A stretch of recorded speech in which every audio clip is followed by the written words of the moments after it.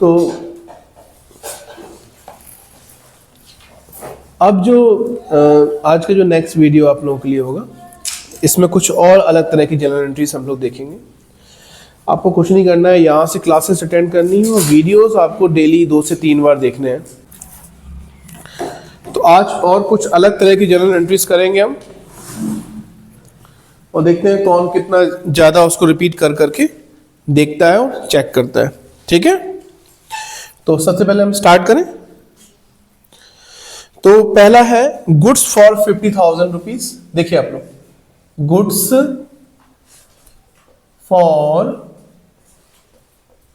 50,000 rupees were destroyed by fire, were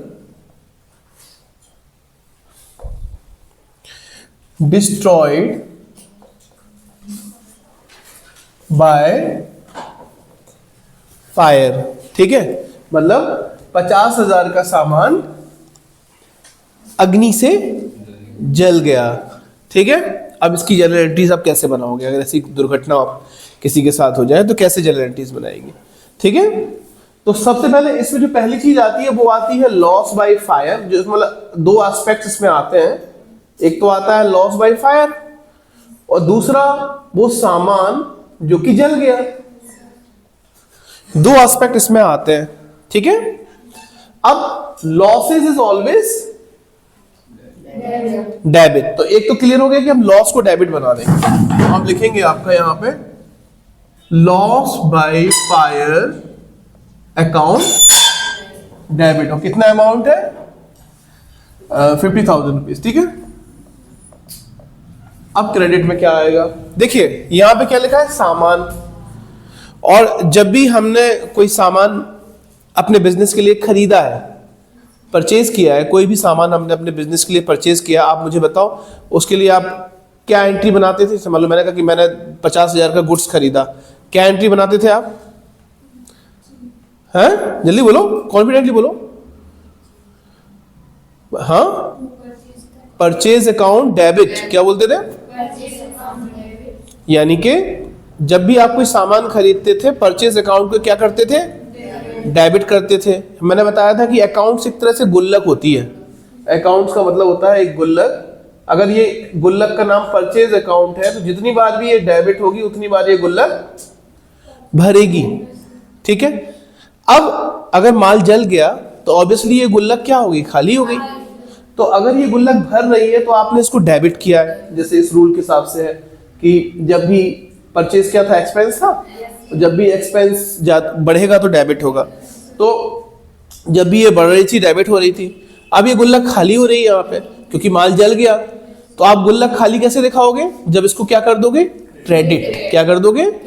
credit कर दोगे। तो आप लॉस बाय फायर और इसको डेबिट मतलब क्रेडिट में क्या करोगे? To purchase. क्या करोगे? To purchase account. ठीक है, और 50,000 रुपीज ऐसे इसकी एंट्री की जाएगी। समझ में आ गया आप लोगों को अच्छे से? ठीक।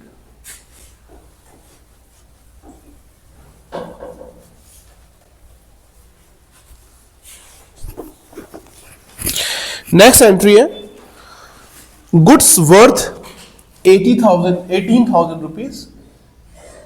Goods worth 18,000 rupees were distributed as free sample.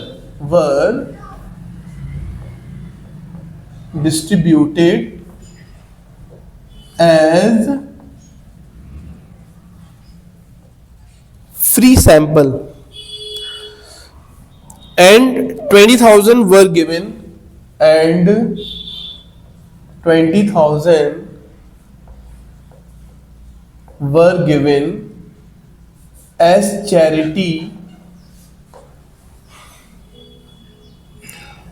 in cash.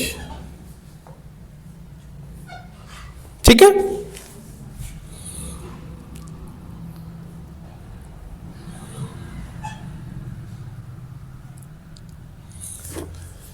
समझिए इसका मतलब क्या हुआ? इसका मतलब ये हुआ कि 18,000 का सामान आपने एज ए सैंपल में डिस्ट्रीब्यूट कर दिया। उदाहरण के लिए मान लीजिए आप डायरीज बनाते हैं, डायरीज बेचते हैं आप मान लीजिए, या डायरी छोड़ो, आप मान लीजिए मैं अकाउंट्स की मैंने कोई बुक लिखी मान लीजिए, और मैं अकाउंट्स की बुक सेल करना चाहता हूँ, तो मैंने क्या किया कि अलग अलग कोचिंग सेंटर्स और स्कूल्स में गए, वहाँ पे हमने टीचर्स को बताया कि सर देखो हमने इतनी अच्छी लैंग्वेज में अकाउंट की बुक लिखी हुई है, और आप अगर आपको ठीक लगे तो आप बच्चों को रिकमेंड कीजिए। तो हमने टीचर्स को एज अ सैम्पल एक बुक दे दी, ऐसे अलग अलग टीचर्स को हमने एक एक बुक दी है। तो अब वो बुक का कॉस्ट तो हमें कुछ ना कुछ पड़ा ही होगा ना, तो ऐसी कोई माल हम खरीदते हैं, उसको बेचने के लिए हम क्या करते हैं, लोगों को पहले सैंपल देते हैं। तो अल्टीमेटली माल तो हमारे पास से जा ही रहा है ना भाई। अगर हमने कोई माल खरीदा था तो हमने उसके लिए परचेज अकाउंट डेबिट किया था, तो गुल्लक भर रही थी। लेकिन अब अगर हम सैंपल में भी माल देंगे तो ऑब्वियसली वो गुल्लक खाली तो होगी ना, है ना। तो सैंपल में भी देंगे तो भी हम अगर परचेज अकाउंट डेबिट कर रहे थे खरीदते समय तो सैंपल अकाउंट जाएगा, अगर सैंपल से सामान जाएगा तो हम परचेज अकाउंट को क्रेडिट कर देंगे, ठीक है। तो इसकी एंट्री बनेगी सैंपल अकाउंट डेबिट। क्या बनाओगे आप? सैंपल अकाउंट डेबिट, या सैंपल ऑफ गुड्स, या कुछ भी आप इसे लिख दो, वो कोई आपकी मर्जी है। डेबिट टू परचेज अकाउंट, ठीक है। और अमाउंट आप लिख देंगे 18,000 रुपीज, ठीक है। इसके साथ साथ आपने क्या किया, 20,000 रुपए कैश की आपने चैरिटी की। चैरिटी माने क्या होता है? दान। 20,000 रुपए की आपने क्या की? चैरिटी की, दान में दे दिए। तो उसमें कौन सा गल्ला खाली हो रहा है आपका? अगर मान लो ये गुल्लक कैश है, इस गुल्लक का नाम क्या है? तो जब ये गुल्लक भरती थी तो ये डेबिट होती थी, मैंने बताया था एसेट हमेशा डेबिट होंगी। तो जब ये गुल्लक भरेगी तो क्या होगी? डेबिट होगी। अच्छा, अब आप अगर दान में पैसा दोगे तो आपका कैश खाली होगा कि भरेगा? खाली होगा। तो अब फिर आपको इसको क्या करना पड़ेगा? क्रेडिट करना पड़ेगा। तो मैं लिखूंगा यहाँ पे चैरिटी अकाउंट डेबिट, ठीक है। चैरिटी खर्चा है, चैरिटी क्या है? खर्चा। खर्चा डेबिट होता है, और यहाँ पे आपका कैश गया है तो कैश अकाउंट करेंगे आप क्रेडिट, और इस तरीके से। और ये कितना अमाउंट है आपका? 20,000 रुपीज। अभी क्लियर हुई बात आपको? ठीक।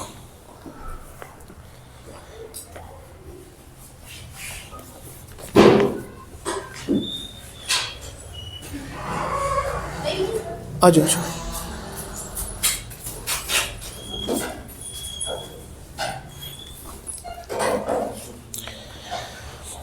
नेक्स्ट है इसमें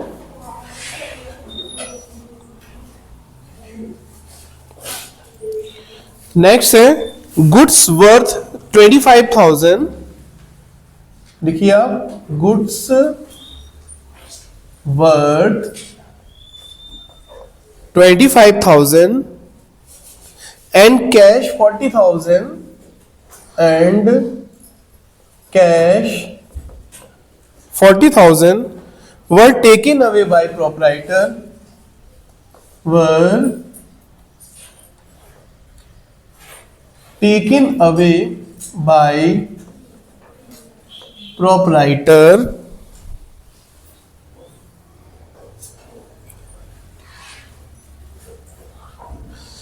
for his personal use, for his personal use, ठीक है। इसका मतलब ये हुआ कि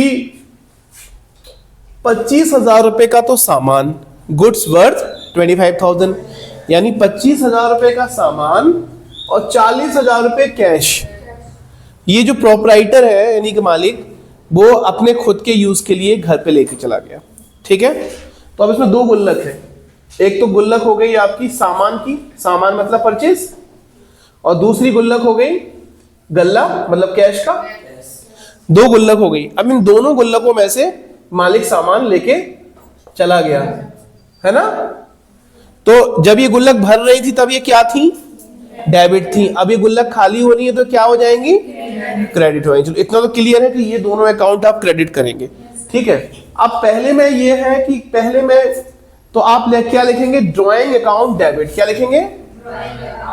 हाँ, जब भी पर्सनल यूज के लिए आप कुछ भी, चाहे कैश निकालें चाहे आप सामान लें, वो हमेशा ड्राइंग के नाम से ही होगा, ठीक है। तो ड्राइंग अकाउंट डेबिट करेंगे और ड्राइंग अकाउंट डेबिट करेंगे टू, एक तो आपके पास से क्या गया कैश, और टू सामान यानी के परचेज। गुड्स को किससे लिखोगे आप? परचेज से। आप गुड्स खरीदते थे तो परचेज अकाउंट डेबिट कर रहे थे ना, तो आप परचेज को ही क्रेडिट करोगे। अब देख लो कैश कितने की है, 40,000 की, और गुड्स कितने का है, 25,000 रुपए का। 25,000 का गुड्स, तो कुल कितने रुपए की ड्राइंग हो गई? 65,000 रुपए की आपकी ड्राइंग हो गई। क्लियर होगी बात? ठीक।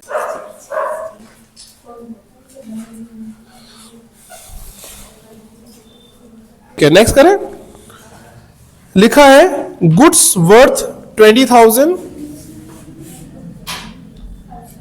गुड्स वर्थ 20,000 एंड कैश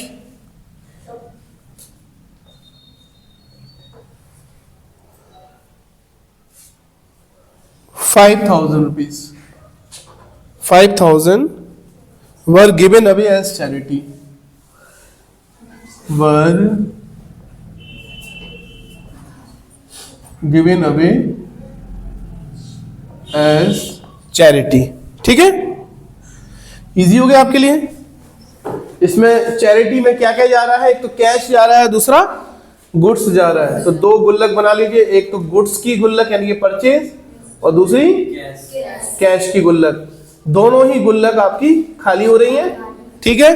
तो गुल्लक खाली होंगी तो क्रेडिट होंगी, क्योंकि ये इन दोनों का नेचर डेबिट वाला है। तो जब ये खाली होंगी तो ये क्रेडिट होंगी, ठीक है। तो हम लिखेंगे टू कैश कितना 5,000 और टू गुड्स, गुड्स माने परचेज 20,000 रुपीज। और क्या किया आपने? चैरिटी की है, और charity is expense, so charity is always debit. तो आप लिखेंगे चैरिटी अकाउंट 25,000, ठीक है। ये आपकी एंट्री हो गई। आगे समझ में?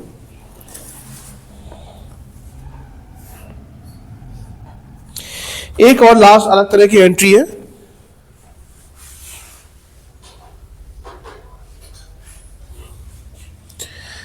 लिखा है cash 1 lakh were stolen. Cash 1 lakh were stolen. Stolen है, स्टोलन, हाँ, stolen from the iron safe, from the iron safe of the trader,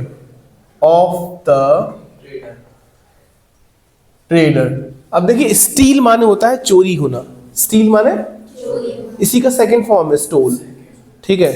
तो मतलब आपका जो सामान है ये क्या हो गया? चोरी हो गया। 1 लाख का सामान नहीं, कैश चोरी हो गया। कहां से हुआ? आयरन सेफ से।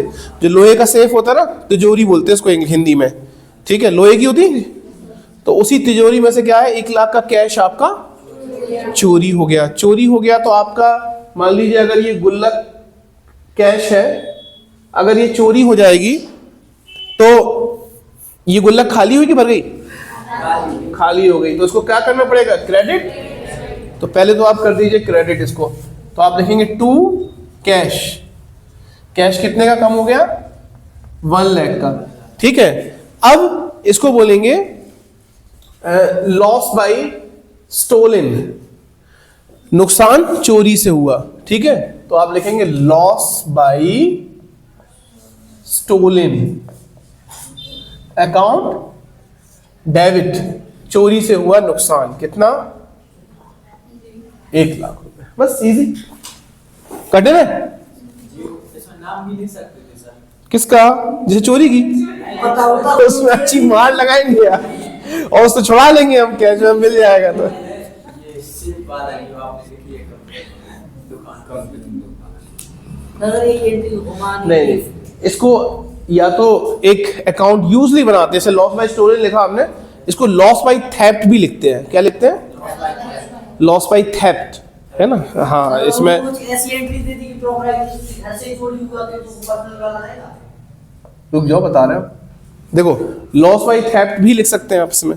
अब इन्होंने कहा घर से चोरी होगी, घर की चोरी नहीं मानेगी भाई साहब, बिजनेस को अपने से मतलब है। वो जो एंट्री नहीं करेंगे मतलब घुमाने के लिए अगर उन्हें दे दिया, उनने कहा उनके घर पे चोरी हो गई, अगर वो बिजनेस की चोरी नहीं है तो भाड़ में जाओ, हमें नहीं है मतलब तुम्हें। तो सब ठीक है। घुमाने के लिए बता रहे हैं। बिजनेस आर्टिफिशियल पर्सन है और बहुत नंबर 1 का क्रूअल आर्टिफिशियल पर्सन है, उसमें कोई इमोशंस नहीं है ना? मालिक कहेगा यार देखो यार, मैंने तुम्हारे साथ 50 साल से तुम्हारी सेवा कर रहा हूँ, आर्टिफिशियल पर्सन, मेरे घर चोरी हो गई, तुम अकाउंटिंग तक नहीं कर रहे हो उसकी, है ना?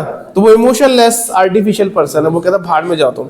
हमारे यहाँ जो चोरी होगी तो हम देखेंगे, बाकी तुमने इसलिए कभी हाँ क्वेश्चन में घुमा के दे दिया कि व्यक्तिगत चोरी हो गई, या उसने व्यक्तिगत फर्नीचर खरीदा, या उसने फर्नीचर खरीदा था उसको लॉस हो गया, फाड़ में जाओ, तुम्हें लॉस हो चाहे तुम्हें फायदा हो, हमें इससे कोई मतलब नहीं है। बिजनेस की बात करो, अगर तुम बिजनेस से कुछ उठा के ले जाओगे, हम 2 मिनट में तुम्हारी कैपिटल में से काट देंगे। शुरू में उसको हम ड्राइंग नाम से लिख देंगे, और तुमने साल भर में अगर पैसे अदा नहीं किए तो साल में जो बैलेंस शीट बनेगी उसमें हम ड्राइंग बेदर्दी से माइनस करेंगे और तुम्हारी कैपिटल हम उतनी कम कर देंगे। मान लीजिए तुम्हारी कैपिटल 5 लाख की है, तुमने 1 लाख का सामान ड्राइंग किया, तो अब तुम्हारी कैपिटल रह जाएगी 4 लाख की। ठीक है, या तो तुम ड्राइंग का पैसा वापस करो, नहीं तो कैपिटल से माइनस हो जाएगा पूरा पैसा। उसकी कैपिटल है 1 लाख रुपए, हाँ। नेटवर्थ है 5 लाख। ये नेटवर्थ है 5 लाख, उसने 1 लाख की विड्रॉ कर ली अपनी पूरी कैपिटल, तो कंपनी उसकी रहेगी या नहीं रहेगी? अरे यार, कैपिटल पूरी विड्रॉ कर ली। हमें मार्केट रेट से क्या मतलब मेरे भाई? तुम लोग बार बार कंफ्यूज नहीं हुआ करो, है ना? इसमें हम लोग हिस्टोरिकल कॉस्ट कंसेप्ट पे चलते हैं, है ना? मार्केट में तो कभी कोई एक रेट रहता है। अभी हमने एनटीपीसी ग्रीन के शेयर खरीदे थे, बहुत खुश थे हमने खरीदे थे 125 रुपए के, इस समय 107 रुपए फ्लोट कर रहे हैं, मतलब हम भीषण लॉस में चल रहे हैं इस समय। ठीक है, तो शेयर्स की मार्केट वैल्यू भयंकर वाली वॉलेटाइल होती है। ठीक है, मार्केट वैल्यू से हमें क्या मतलब? मार्केट वैल्यू कुछ भी चलती रही हो, आपके उसमें शेयर की वैल्यू क्या है वो इंपॉर्टेंस रखती है। ठीक है, तो अगर आपने 1 लाख नेटवर्थ कंपनी की कुछ भी हो, कंपनी के शेयर 1 लाख है ना, अब वो 1 लाख अगर पूरे, पहले तो वो लेके जा ही नहीं सकता, है ना? अलाउ ही नहीं है। और मान लीजिए वो कब लेके जा सकता है? केवल जब कंपनी वाइंड अप होती है, डिसोल्यूशन होगा। ठीक है, तो फिर कंपनी खत्म हो जाएगी, क्या करोगे तुम उसका? फिर तो वो पूरे ले जाएगा। उसमें भी पहला अधिकार आपके उनका है, लाइबिलिटीज का पहले अधिकार, लाइबिलिटीज का है। हाँ, पहला अधिकार लाइबिलिटीज का है। जब उन सबको दे दिया जाएगा तब इंटरनल लाइबिलिटीज की बात आएगी। आपके घर में खाना है, आपने लोगों का खाना किया, ठीक है, अब खाना कम बचा है, तो पहले बाहर के लोगों को खिलाओगे कि पूरा परिवार बैठ जाएगा खाने के लिए, है ना? यही है तरीका। आप इंटरनल लाइबिलिटी हैं, आप ऑनर है उस कंपनी के, भले ही कंपनी के लिए लाइबिलिटी है, लेकिन आप इंटरनल लाइबिलिटी हैं। आपको भी खाना खाना हम समझ सकते हैं, आपको भी भूख लगती है, लेकिन परिवार की तरह सोचो कि अगर मान लो खाना खत्म हो गया तो आप लोग रात को तहरी बना के भी खा लोगे, आपका काम चल जाएगा। आपको नहीं मिली पूड़ी मालपुए, चलेगा, लेकिन अगर बाहर के आए हुए लोगों को नहीं मिला पूड़ी मालपुआ तो तुम्हारी भारी बेइज्जती होगी। ठीक है, तुम तो कोई दिक्कत नहीं है, भूखे बने रहो या तहरी खा लो, है ना? नहीं, कई जगह पे क्या होता है, बाहर के मेहमान बैठे हैं इधर पे, अंदर पे पार्टी हो जाती है ना? तो फिर कितनी भयंकर वाली बेइज्जती होती है। इसलिए इंटरनल लायबिलिटी को सबसे बाद में पैसा मिलेगा, सबसे पहले जितने भी जो बाहर के लोग हैं उनको पैसा, जब भी कब की बात करें, कंपनी बंद होगी तब की बात कर रहे हैं, तो जो बाहर के लोग हैं पहले सब एसेट्स वगैरह बेच बाच के उनको पैसा दिया जाएगा। इसके बाद फिर अगर पैसा बचता है तो आपको आपका पैसा मिलेगा, वरना आपको आपका पैसा नहीं मिलेगा, चला जाएगा। तो ओनर अगर बिजनेस को लोन देता तो अपनी पत्नी के नाम से देता, ताकि थर्ड पार्टी को उसका पहले पेमेंट हो जाए। सही बात है, इसलिए कुछ ये दांव पेच है छोटे मोटे। पार्टनरशिप में जितने अच्छे सब अपनी पत्नी भाई जैसे लोगों के नाम से देते थे। बिल्कुल एग्जैक्टली, थर्ड पार्टी में पेमेंट हो जाता पूरा। चलिए कुछ और तरह की एंट्रीज देखें। लिखा हुआ है charge interest on capital 5 lakh, लिखिए चार्ज कुछ और अलग तरह की जनरल एंट्रीज हम कोशिश करेंगे हर तरह की जनरल एंट्रीज कवर कर दें हम, ठीक है। चार्ज इंटरेस्ट ऑन कैपिटल, अगर मान लो कोई और तरह की जनरल एंट्रीज तुम्हें दिमाग में आए तो उसमें कमेंट में लिख देना, तो हम बाद में आपको बता देंगे कि इसकी जनरल एंट्री ये होगी, ठीक है। हम कोशिश कर रहे हैं सारी लेने की, फिर भी बहुत सारी एंट्रीज ऐसी होंगी जो आपको नहीं पता चले, तो चलेंगे पता तो आप उसमें लिख देना, तो उसको कर देंगे, ठीक है। बाकी प्रयास हमारा यही है कि हम 4-5 वीडियोस में जितनी भी जनरल एंट्रीज हैं हम सब उसको डाल दें और सिखा दें आपको। लिखा हुआ है charge interest on capital, charge interest on capital of 5 lakh at the rate of 7% per annum, at the rate of 7% per annum। हमने आपको बताया था कि चूंकि ऑनर का पैसा ही कैपिटल कहलाता है, ऑनर जो पैसा लेके आता है बिजनेस में वही कैपिटल होती है, ये तो पता है। तो बिजनेस के लिए मतलब आर्टिफिशियल पर्सन के लिए वो पैसा भी लायबिलिटी है, लेकिन इंटरनल लायबिलिटी, तो उसमें फिर वो जैसे बाहर वालों को ब्याज देता है ऐसे वो अंदर वालों को भी ब्याज देगा, तो इंटरेस्ट ऑन कैपिटल यही है। तो 7% यहाँ पे ये कह रहा है कि हम आपको आपकी कैपिटल पे इंटरेस्ट देंगे, तो 5 लाख रुपीस कैपिटल है इनकी, तो 5 लाख का 7% हो जाएगा 5 सत्ते 35 और 2 जीरो हटा के 3 जीरो और जुड़ जाएंगे, कितना हो गया 35,000 रुपये। तो ये 35,000 रुपीस ये इनको इंटरेस्ट ऑन कैपिटल देंगे। अब interest on capital actually firm के लिए नुकसान है कि फायदा है? फर्म के लिए मतलब आर्टिफिशियल पर्सन के लिए नुकसान है कि फायदा है? नुकसान है। किसको देना है एक्चुअली? ये आर्टिफिशियल पर्सन देगा प्रोपराइटर को। तो आर्टिफिशियल पर्सन के बिहाफ से सोचे तो उसको तो पैसा जा रहा है ना, जा रहा है तो उसके लिए लॉस हो जाएगा ये, ठीक है, लॉस हो जाएगा तो उसको करेंगे हम डेबिट, ठीक है। तो हम लिखेंगे interest on capital account debit. आप लिखिए interest on capital account debit और 35,000, ठीक है। अब लेकिन ये जो कैपिटल का पैसा है ये ऐसा नहीं है कि ऑनर अपने घर ले जाता है, ये उसकी कैपिटल में ही जुड़ जाएगा। मतलब पहले मान लो उसकी कैपिटल 5 लाख थी, अब उसकी कैपिटल हो जाएगी 5,35,000 रुपये। मतलब बिल्कुल बैंक जैसा ही है। जैसे बैंक अब जब आपको ब्याज देता है तो आपके ही पैसे में जोड़ देता कि आपको बुला के देता, आओ निधि आओ जरा ये तुम्हारा ब्याज हो गया ले जाना जरा, ऐसा नहीं होता ना, आपके अकाउंट में ही जोड़ देते वो, ऐसे ही इसमें भी जोड़ देंगे। तो अब इसमें अकाउंट कौन सा है? कैपिटल। और कैपिटल जब बढ़ेगी तो क्या हो जाएगी? क्रेडिट। कैपिटल का नेचर क्या है? क्रेडिट। कैपिटल जब भी बढ़ेगी तो क्रेडिट होगी, तो यहां पे कैपिटल बढ़ी रही है ना, बढ़ी रही तो इसको हम क्या कर देंगे? To capital.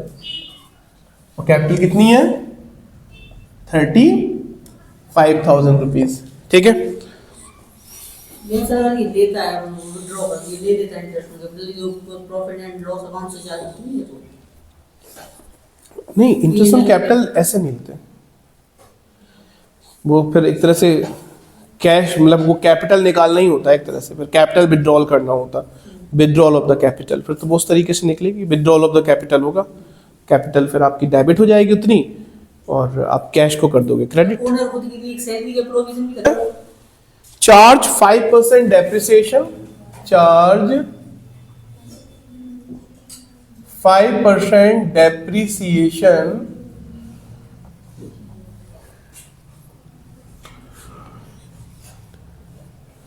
on building, on building costing 2 lakh, costing 2। अब तो थोड़ी सी इंग्लिश अच्छी लगने लगी। हमने कहा था तुम लोग घबरा रहे थे, हमने कहा अगले 15 दिन में देखना तुम्हें इंग्लिश नॉर्मल लगने लगेगी, उसके अब अगली 1 महीने बाद और देखना तुम्हें बिल्कुल ऐसा लगेगा कि नॉर्मल ही है।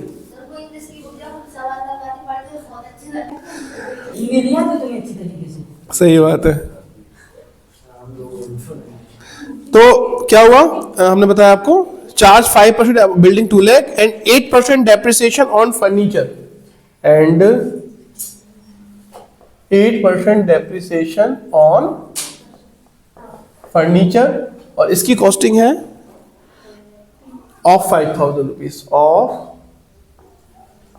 5,000 रुपीज। ठीक है, इसका मतलब हुआ कि आपने 5% डेप्रिसिएशन चार्ज किया बिल्डिंग में। ठीक है, बिल्डिंग है कितने की? 2 लाख की। डेप्रिसिएशन जानते हो ना क्या होता? हाँ, अब उस दिन जिनने बताया था वो नहीं बताएंगे, आज बताओ प्रियंका क्या होता है डेप्रिसिएशन? एसेट्स की वैल्यू में जो लगातार यूज की वजह से उसमें लगातार जो गिरावट होती है उसको क्या कहते हैं? डेप्रिसिएशन कहते हैं। तो 2 लाख की बिल्डिंग है, इसमें कितना गिरावट हुई? 5%। तो 5/100 करेंगे, 2 जीरो से 2 जीरो गया, 5 दूनी 10, और ये 3 जीरो और बढ़ा देंगे, कितने का लगा? 10,000 का। तो आप लिखेंगे डेप्रिसिएशन अकाउंट डेबिट। अब एक काम करेंगे, ये जितना भी डेप्रिसिएशन है वो एक साथ जोड़ दो। ठीक है, डेप्रिसिएशन अकाउंट डेबिट, या तो फिर एक साथ जोड़ दो या फिर अलग अलग भी कर सकते हैं। जैसे ये बिल्डिंग पे लगा तो 2 क्या कर दिया आपने? 2 बिल्डिंग अकाउंट, कितने रुपए का लगा है? 10,000 रुपए का। और ऐसे ही 8% किसमें लग रहा है? फर्नीचर का। 8 पंचे 40, यानी कि 400 रुपए किसमें लगा? निकाल लोगे ना परसेंट, है ना? तो 400 रुपए का इसमें लगा, तो आपने लिखा depreciation account debit to furniture. ठीक है, 400 रुपए। ठीक है, यहां पे टेक्निक क्या काम आ रही है?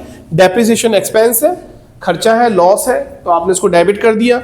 और फर्नीचर की वैल्यू या एसेट की वैल्यू कम हो रही है यहाँ पे, तो एसेट की वैल्यू बढ़ती है तो डेबिट होती है, और घटती है तो क्रेडिट होती है, इसलिए हमने दोनों एसेट्स को यहाँ पे क्रेडिट कर दिया। ठीक है, क्लियर होगी बात?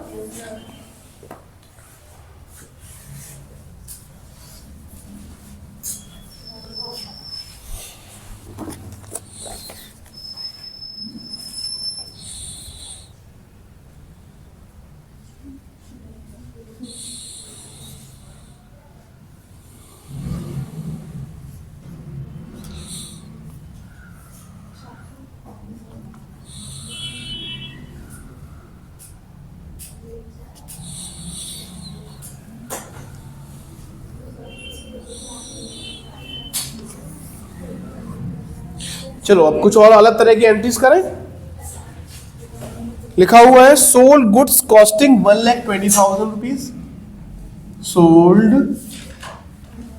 Goods costing 1,20,000 to Charu at a profit of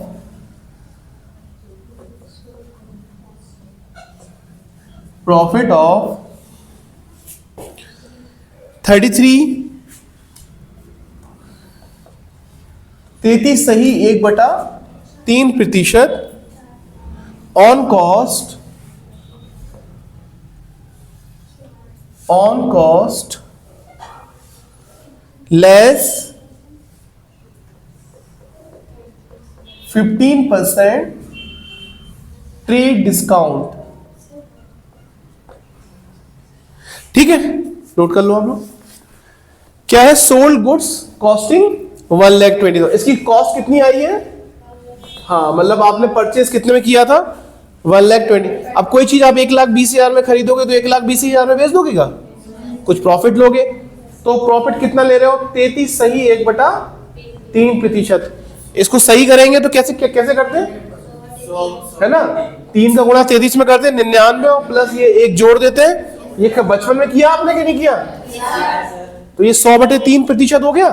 ठीक है, तो हम करेंगे इंटू 100/3, और परसेंटेज हटाएंगे तो बटे का 100 और हो जाएगा, है ना भाई? 33% का होता अगर तो 33/100 करते।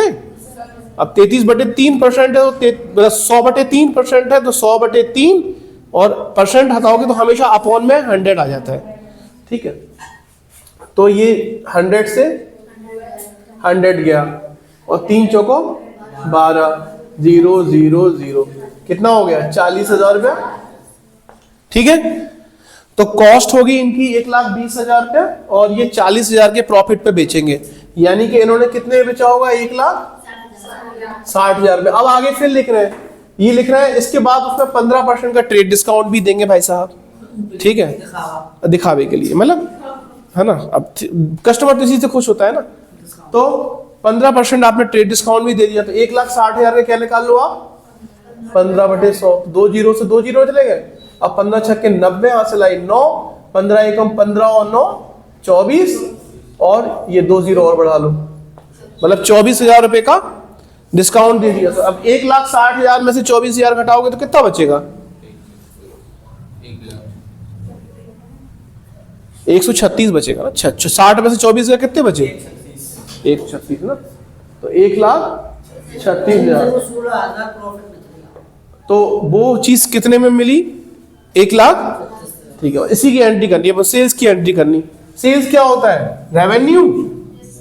तो आप लिखेंगे टू सेल्स, सेल्स को कर देंगे क्रेडिट 1,36,000 रुपया, और साथ में ये नकद में है, कैश आ रहा है, और कैश आएगा तो क्या हो जाएगा, डेबिट, ठीक है। देखो एसेट्स जब भी बढ़ेंगी तो डेबिट हो जाएंगी।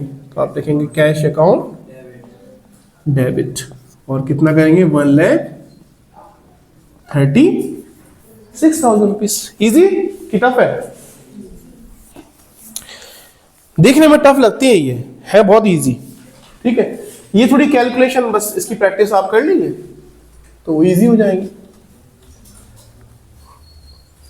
और हम देख रहे हैं आजकल के हमारे वीडियो में कोई, हम सबके देख रहे हैं कि व्यूज तो तुम लोग देख रहे हो, लेकिन उसमें टाइमिंग बहुत कम आ रही है ना। तो मतलब आप लोग के लिए वीडियो बना रहे हैं, और आप लोग ही अगर स्किप कर दोगे उसको या देखोगे नहीं तो फिर उसका फायदा नहीं है, फिर हम बंद कर देंगे, ध्यान रखना, है ना। तो हम चेक करेंगे हमें एक एक आईडी ने कितना देखा है, ये हम लोग एनालिसिस से देख सकते हैं, ठीक है। तो हर्ष की आईडी कितना देख रही है, प्रिंसी की आईडी कितना देख रही है, चांदनी, सपना, कौन कितना देख रहा है, वो हमें पता चल जाता है। तो हम चेक करेंगे तुमने 1 घंटे 2 घंटे 3 घंटे कितनी देखी है, ठीक है। तो कई महापुरुषों जिन्होंने छुट्टियां बहुत करी हैं वो तो देख लो प्लीज, ठीक है, तुम ही लोगों के लिए फायदा है, ठीक है। हाँ तो देख लिया करो उसको, है।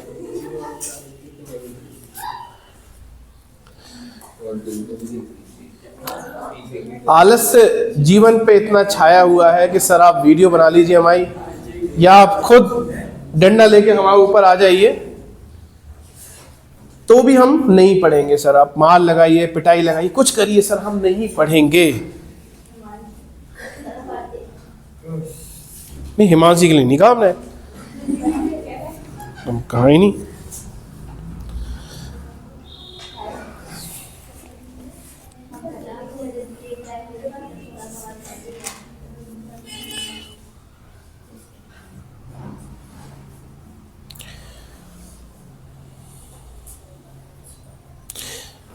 चलिए कुछ और करें।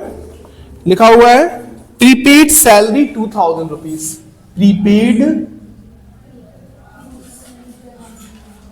सैलरी 2,000 रुपीज, ठीक है। Prepaid salary 2,000 rupees.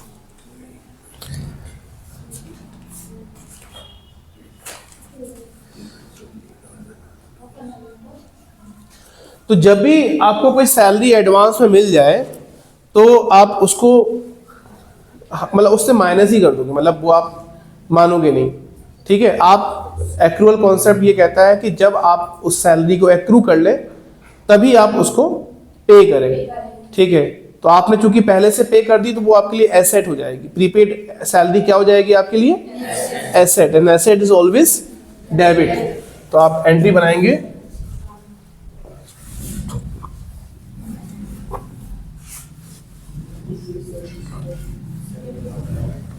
इसकी एंट्री बनेगी prepaid salary, salary account debit 2,000 rupees. अब क्रेडिट किसको करेंगे, तो मैंने बताया कि आपने सैलरी के नाम से पे किया था तो आपका सैलरी अकाउंट वहां पे आपने डेबिट कर दिया होगा, एक्सपेंस डेबिट ही होते हैं। तो इन्होंने कहा नहीं नहीं अभी नहीं करो डेबिट, अभी इसको वापस करो। तो डेबिट की चीज को अगर वापस करना है तो आप क्या करोगे, क्रेडिट करोगे। इसलिए हम सैलरी अकाउंट को क्या करेंगे यहाँ पे क्रेडिट कर देंगे। कितने रुपए से? 2000 रुपये। तो अभी एक टेम्परेरी एक अकाउंट हमने प्रीपेड सैलरी खोल दिया, बाद में जब इसका सैलरी का टाइम आएगा, है ना, तब फिर हम इसको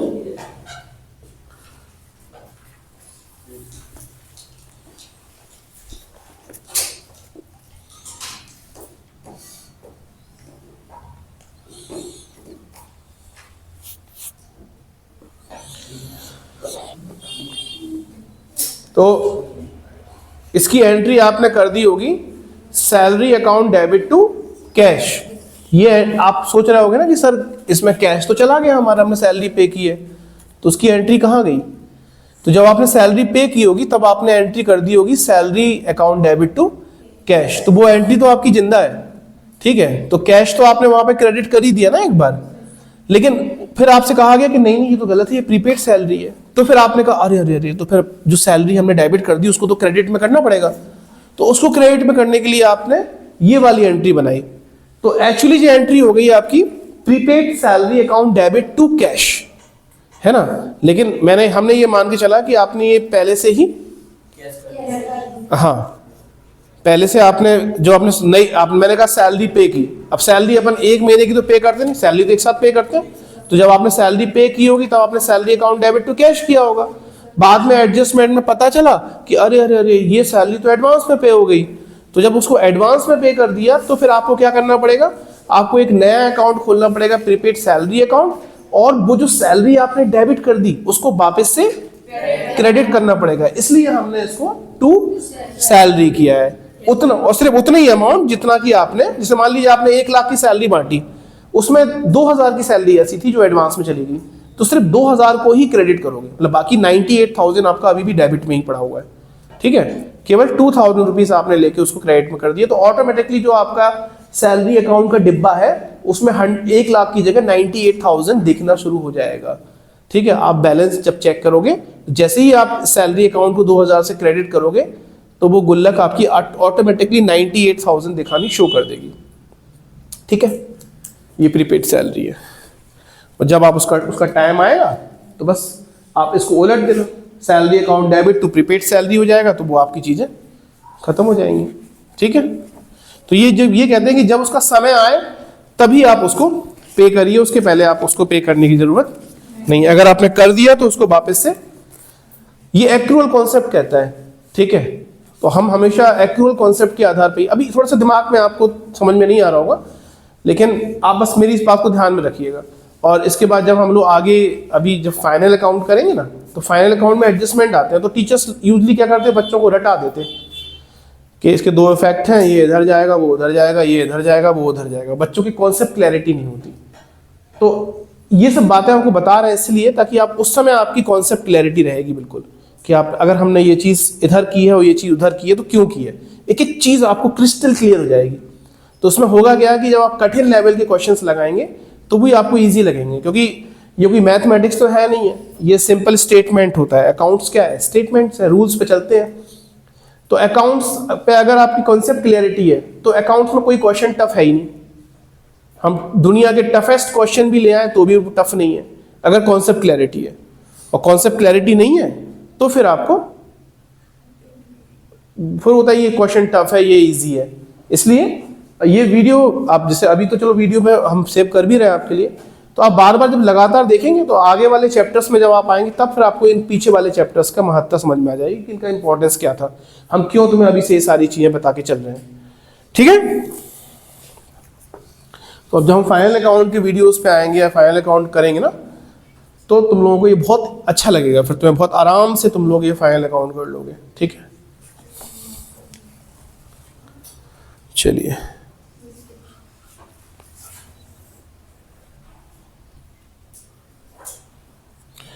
एक क्वेश्चन और करिए, थोड़ा सा एक डिफरेंट क्वेश्चन है। लिखा हुआ है paid by cheque 8400, paid by cheque 8400 as insurance premium, as insurance premium for a period of 12 months, for a period of 12 months on cost less on premium of 12 month starting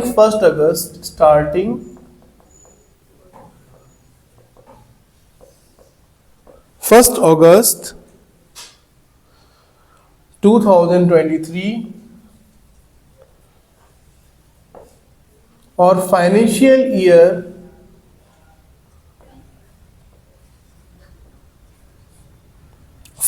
year closed on 31st March 2000, मतलब every year 31st March every year. ठीक है, अब इसको note कर लें, फिर हम बता रहे हैं। देखो इसमें लिखा हुआ है पेड बाय चेक 8400। आपने क्या किया, चेक से 8400 रुपए का इंश्योरेंस प्रीमियम। आप इंश्योरेंस जानते हो ना क्या होता, सबके घर में बीमा होंगे, कोई ना कोई बीमा कर गया होगा, तो आपका साल में एक बार बीमा का प्रीमियम लगता है। ऐसे बिजनेस वगैरह भी आपने देखा होगा, चोरी हो गया सामान, जल गया आग से, तमाम तरह के लॉसेस होते हैं, तो बिजनेसमैन अपना एक बीमा करके चलते ही हैं, इंश्योरेंस करा लेते हैं। ठीक है, तो इंश्योरेंस भी एक्रूअल कॉन्सेप्ट के तहत 1 अप्रैल से 31 मार्च तक का ही मान्य है। अगर आपने कुछ एक्स्ट्रा प्रीमियम दे दिया, मतलब अगले टाइम का प्रीमियम दे दिया, तो वो आपको माइनस करके चलना पड़ेगा। अब यहां पे ये कह रहे हैं कि इन्होंने 12, ये जो 8400 रुपए है ना, ये 12 महीने का प्रीमियम है। ठीक है, और ये पे कब कर रहे हैं, 1 अगस्त 2023 को। तो अगर हम बात करें कि 1 अगस्त 2023 को अगर हम पूरे साल भर की फीस दे रहे हैं, तो अगस्त से लेके और पूरा साल भर की अगर आपने फीस दी है, तो ये आपकी 31 जुलाई तक की नहीं होगी। बताओ, अगर आप 1 अगस्त से हमें कुछ फीस, मान लो आपने कहा लो सर ये पकड़ो 12,000 रुपया, ये आपकी पूरे साल भर की फीस हो गई। मान लो ये फीस तुमने हमें 1 अगस्त को दी, तो ये फीस कब तक की होगी, 31 जुलाई तक की होगी ना। फिर अगले 1 अगस्त से फिर नया शुरू हो जाएगा, तो ये फीस कब तक की हो गई, 31 जुलाई तक की हो गई। तो इसका मतलब ये, अब आपने कहा कि सर एक्रूअल कॉन्सेप्ट तो कहता है कि 31 मार्च से आगे आप लोगे ही नहीं, आपका कहानी है 1 अप्रैल से 31 मार्च तक। ठीक है, 1 अप्रैल से 31 मार्च तक, तो यहां तो और आपने एक्स्ट्रा दे दिया। तो मैंने पूछा बताओ कितनी एक्स्ट्रा गई है, तो आपने कहा सर मैं बता रही हूं, 2 मिनट रुक जाओ।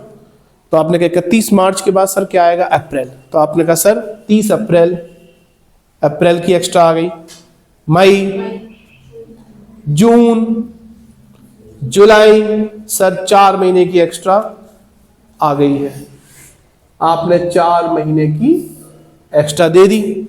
तो हमने कहा कितनी एक्स्ट्रा दे दी, आपने कहा सर पूरे साल भर की है 8400, तो 1 महीने की कितनी होगी, हमने कहा सर 12 का भाग लगा दो। ठीक है, तो आपने 12 का भाग लगाया, तो 12 सत्ते 8400, 1 महीने की किस्त कितनी को आई, 700 रुपए कहलाई। ठीक है, और 4 महीने की कितनी हो गई, 2800 रुपए। तो आपने कहा सर 2800 रुपए की किस्त क्या हो गई, ज्यादा हो गई। अब जब आपने इंश्योरेंस प्रीमियम पे किया होगा, तो आपने पुरानी एंट्री की है, insurance premium account debit to cash या बैंक, यही होती है ना भाई। आप क्या करते हो, आप यही तो एंट्री बनाते थे, insurance premium account debit to bank, यही करते थे। मान लीजिए जब आपने पुरानी एंट्री की होगी, तो आपने यही करी होगी। अब यहां पे तुम्हें क्या करना है कि 2800 रुपए की, सर 2800 रुपए की नहीं मानी जाएगी, 2800 रुपए की तो अगली बार मानो। तो ये हो जाएगा प्रीपेड इंश्योरेंस। क्या हो जाएगा, और प्रीपेड इंश्योरेंस आपके लिए एसेट है, and asset is always debit. तो आप एंट्री बनाओगे prepaid insurance account debit, prepaid insurance account debit. और मैंने कहा कितनी ज्यादा दे दी, आपने कहा सर 2800 रुपए ज्यादा दे दी। और फिर आपने कहा सर ये जो आपका इंश्योरेंस प्रीमियम है, ये जो आपने डेबिट किया है, इसको वापस से क्रेडिट करिए। मैंने कहा कितना क्रेडिट करें, आपने कहा सर 2800 ज्यादा दे दिया, इतना कम कर दीजिए। मतलब कहने का मतलब ये है कि 8400 में से 2800 कम करना है सर। तो अगर इंश्योरेंस प्रीमियम डेबिट है, तो अकाउंट की भाषा में किसी चीज को मिटाया नहीं जा सकता, आप उसको कम करना है, तो तो अगर वो डेबिट में है तो आप उसको क्रेडिट कर दीजिए, अगर वो क्रेडिट में है तो आप उसको डेबिट कर दीजिए, ऑटोमेटिकली वो वहां से माइनस हो जाएगी। तो आप क्या करेंगे यहाँ पे, टू इंश्योरेंस प्रीमियम अकाउंट कर देंगे और ये हो जाएगी आपकी 2800। अब ये कुछ टफ टाइप की, टफ थोड़ी सी सोचने पे मजबूर करेंगी ये एंट्रीज आपको, इसलिए आपको इन वीडियोस को देखना बार बार। देखो क्लास तो आपकी होगी, सिर्फ तुम्हारे लिए हम वीडियो बना रहे हैं, ध्यान रखना है ना। तो आप बार बार इन वीडियोस को देखना, ठीक है।